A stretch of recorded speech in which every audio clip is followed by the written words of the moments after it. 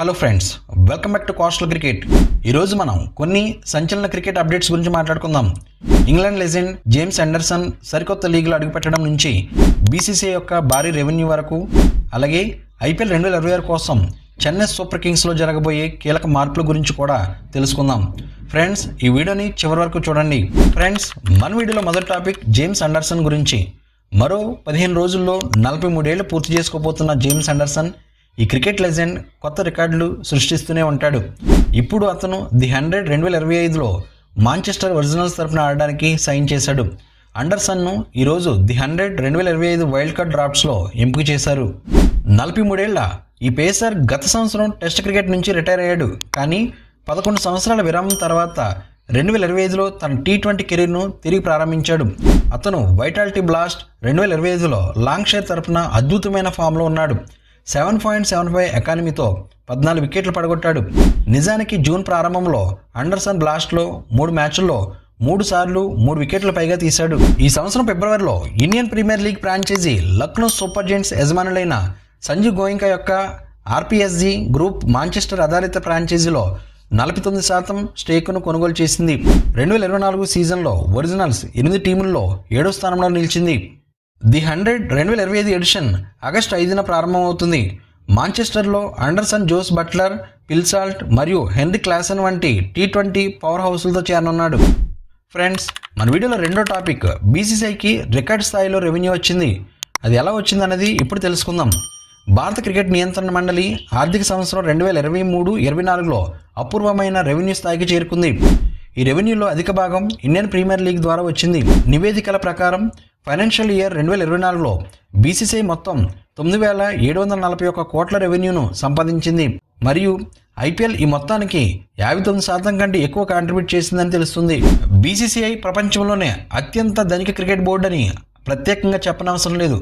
భారతదేశంలో క్రికెట్ను ఒక మతంగా పూజించబడుతుంది. దీన్ని ఆధారంగానే ఈ బోర్డు యొక్క రెవెన్యూ మోడల్ రూపొందించబడింది. అయితే ఐపీఎల్ వచ్చే వరకు బోర్డు యొక్క రెవెన్యూ సాధారణంగానే ఉండేది.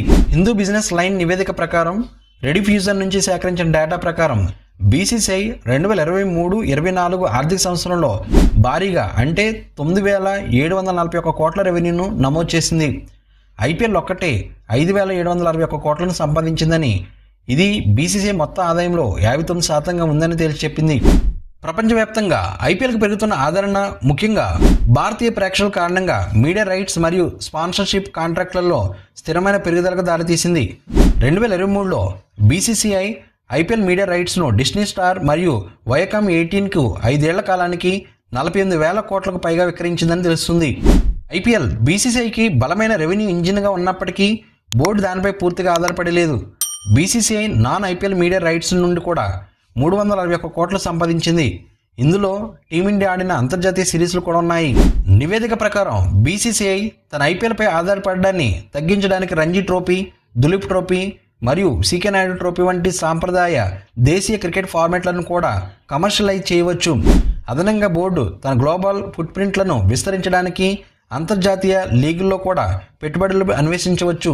ఐపీఎల్ యొక్క భారీ విజయం మరియు పటిష్టమైన ఆర్థిక ప్రణాళిక కారణంగా బీసీసీఐ ఇప్పటికే ప్రపంచంలోనే అత్యంత బలమైన మరియు ధనిక క్రికెట్ బోర్డుగా ఉంది. దేశీయ మరియు అంతర్జాతీయ మార్కెట్లో కొత్త అవకాశాలు తెరబడడంతో దాని భవిష్యత్తు మరింత ఉజ్వలంగా కనిపించవచ్చు. ఫ్రెండ్స్, మన వీడియోలో మూడో టాపిక్ ఐపీఎల్ 2026లో ఎంఎస్ ధోని లేకపోతే సిఎస్కే ప్లేయింగ్ 11 ఎలా ఉంటుందో ఇప్పుడు తెలుసుకుందాం. Rajasthan Royals captain Sanju Samson Chennai super కింగ్స్కు ట్రేడ్ అవుతాడనే వార్తలు రోజు రోజుకి బలపడుతున్నాయి. ఒకవేళ ఇది నిజమైతే ఇండియన్ ప్రీమియర్ లీగ్ చరిత్రలో ఇది అతిపెద్ద ట్రేడ్లో ఒకటవుతుంది. సిఎస్కే తమ చరిత్రలో మొదటిసారిగా 2025 ఐపీఎల్ సీజన్ పాయింట్స్ టేబుల్లో అట్టడుగున నిలిచి తమ చెత్త సీజన్ను చూసింది. వారు 14 పిక్చర్లలో కేవలం 4 మాత్రమే గెలిచి సీజన్ అంతా బాగా స్ట్రగుల్ అయ్యారు. రాయల్స్ కూడా పెద్దగా మెరుగుపడలేదు. అదే సంఖ్యలో గేమ్స్ గెలిచి పాయింట్స్ టేబుల్లో సిఎస్కే కంటే పైన నిలిచారు. సంజు శాంసన్ గాయంతో బాధపడి ఐపీఎల్ 2025లో కేవలం 9 గేమ్స్ మాత్రమే ఆడాడు.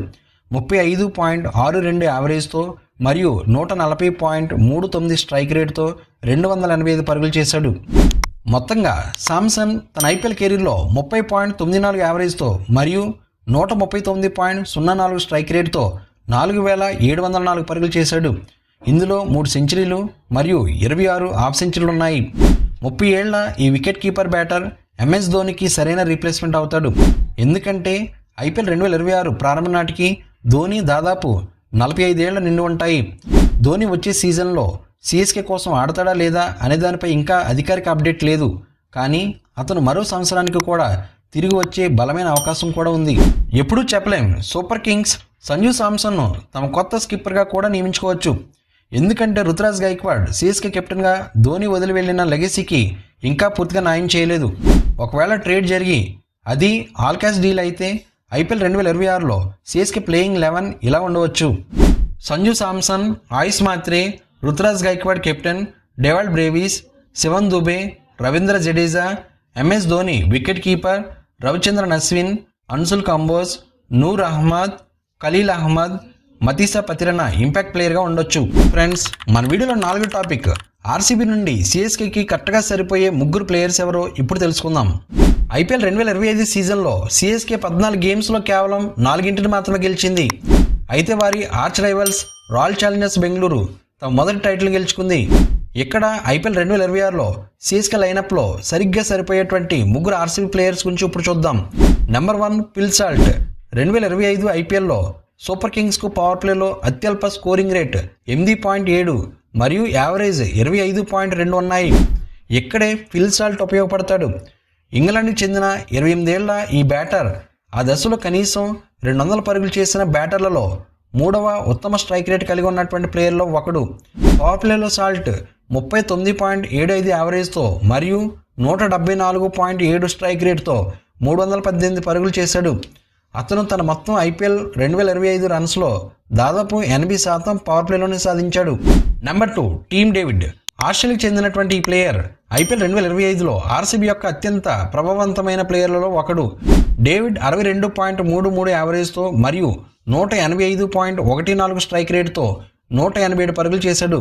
అతను డెత్ ఓవర్లలో దాదాపు 190 స్ట్రైక్ రేట్తో ఆడాడు. ఇది 2025లో సిఎస్కే స్ట్రగుల్ అయిన మరో ప్రాంతం. మెనిన్ ఎల్లోకు డెత్ ఓవర్లో అత్యల్ప స్కోరింగ్ రేటు ఉంది. ఎంఎస్ ధోని, రవీంద్ర జడేజా మరియు శివన్ దుబే వంటి వారు అందరూ 160 కంటే తక్కువ స్ట్రైక్ రేటుతో ఆపరేట్ చేశారు. నెంబర్ 3 జితేష్ శర్మ. విదర్భకు చెందినటువంటి ఈ వికెట్ కీపర్ బ్యాటర్ ఈ సంవత్సరం ప్రారంభంలో తమ ఉత్తమ ఐపీఎల్ సీజన్ కలిగి ఉన్నాడు. 37.29 యావరేజ్తో మరియు 176.3 స్ట్రైక్ రేట్తో 261 పరుగులు చేశాడు. జితేష్ ఆర్సీబీ కోసం కొన్ని క్లచ్ నాక్స్ ఆడి కొన్ని గేమ్స్ను పూర్తి చేశాడు. ధోని ఇప్పటికే 44 ఏళ్లు మరియు ఎక్కువ కాలం కొనసాగే అవకాశం లేదు. సిఎస్కే త్వరలో ఒక కొత్త వికెట్ కీపర్ను కూడా కనుగొనాలి. జితేష్ ధోని స్థానంలో సరైన రీప్లేస్మెంట్ అవుతాడు. ఫ్రెండ్స్, క్రికెట్ ప్రపంచంలో జరుగుతున్న ఈ సంచలన అప్డేట్స్, జేమ్స్ అండర్సన్ కొత్త లీగ్లోకి, బీసీసీఐ భారీ రెవెన్యూతో సిఎస్కేలో సంజు శాంసన్ ట్రేడ్ రూమర్స్ మరియు ఆర్సీబీ ప్లేయర్స్ టార్గెట్ అవడం వంటివి నిజంగా ఆసక్తికరంగా ఉన్నాయి. ఫ్రెండ్స్, ఈ వీడియో మీకు నచ్చితే లైక్ చేయండి, మీ ఫ్రెండ్స్తో షేర్ చేయండి. ఇంకా మన ఛానల్ని సబ్స్క్రైబ్ చేయడం మర్చిపోకండి. మీ అభిప్రాయాలను కింద కామెంట్ సెక్షన్లో తెలియజేయండి. మరో ఆసక్తికరమైన వీడియోతో మళ్ళీ కలుద్దాం. Thank you for watching. జై హింద్.